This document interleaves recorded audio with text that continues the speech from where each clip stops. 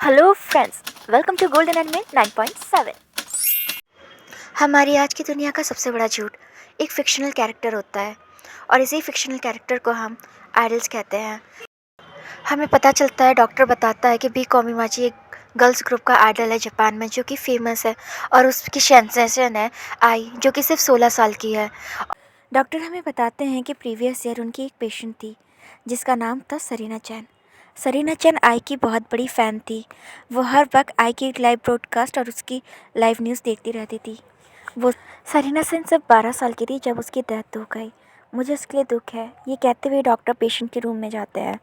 यहाँ वो देखते हैं कि पेशेंट जो है 20 वीक्स की प्रेग्नेंट है और वो काफ़ी यंग भी है। तभी उसका मैनेजर कहता है क्या कोई प्रॉब्लम तो नहीं होगी, और पेशेंट अपना कैप हटाती है। हमें पता चलता है ये और कोई नहीं, जापान की सेंसेशन 16 साल की आई है। ये देख के ही डॉक्टर शॉक हो जाता है और सरप्राइज़ भी कि आई उसके सामने है। तभी मैनेजर उससे पूछता है कि ये बच्चा किसका है, तो आई कहती है ये सीक्रेट है। और फिर उसके बाद आई को एडमिट कर लिया जाता है हॉस्पिटल के अंदर और उनका अल्ट्रासाउंड होता है। तब हमें पता चलता है कि आई ट्विन से प्रेग्नेंट है। ये देखकर आई शॉक हो जाती है। डॉक्टर रिसेप्शन में आता है। वो सुनता है कि कुछ लोग न्यूली मैरिड सेलिब्रिटी की बच्चे के रूप में रिवॉर्न होके पैदा होना चाहते हैं। उसी शाम डॉक्टर फिर से आई से मिलता है।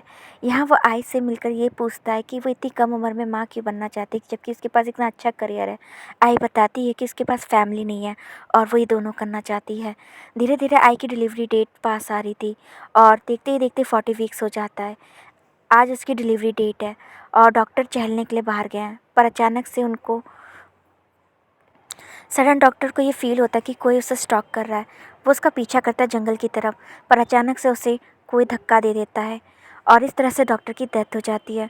डॉक्टर अपने आखिरी वक्त में सरीना चैन और आई को याद कर रहा होता है। अब आई की डिलीवरी हो जाती है और हम देखते हैं कि डॉक्टर का फ्यूनरल बनाया जा रहा है। इस तरह आई दो ट्विंस को जन्म देती है। नेक्स्ट एपिसोड के लिए मुझे सब्सक्राइब कीजिए और सपोर्ट कीजिए। आगे के एपिसोड के लिए हम फिर मिलेंगे। सायोनारा, गमसामीदा। Thank you.